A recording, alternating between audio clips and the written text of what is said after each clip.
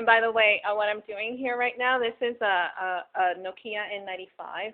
It's a cell phone, and it's connected to a service called QIK.com, and it's streaming live. So in another, I don't know, 10 minutes, if I wanted to put this on a blog, actually people probably are getting this through my Twitter feed, and I'll explain what a Twitter feed is. And they're probably already on the site watching us. Yeah, hi. Keep your profanity to Fuck! No. So going back, so it's very important in terms when we're talking about blogging race or blogging for social justice to understand that it's not the content.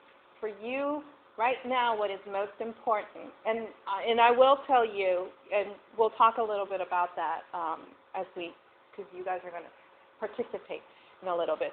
But it's how you use the platform in order to create a sphere of influence that moves forward your advocacy. Very, very important. And this is why whenever we go into conferences like these, I've always said, blogging is the beginning of creating alternative broadcasting networks in this country. So, you can start, you can try to swat down Time Warner and, and ABC and CNN and all these big companies, but you're talking about, fighting against multi-billion-dollar industries that has no reason to change at all. So, in network theory, the whole idea is that since there's no center per se, you can always build a network around a network. And you can always build a sphere of influence around a sphere of influence.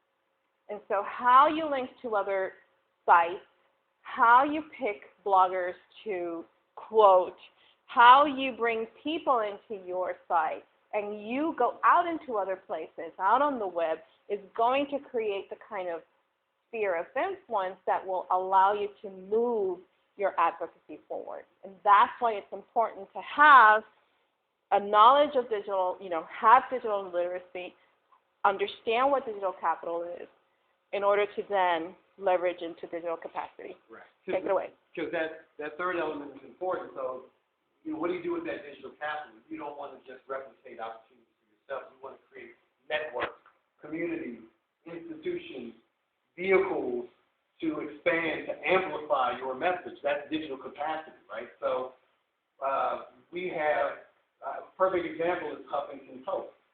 Huffington Post has created a huge digital capacity where people who want to write for free, right, who have views that are perhaps too progressive for corporate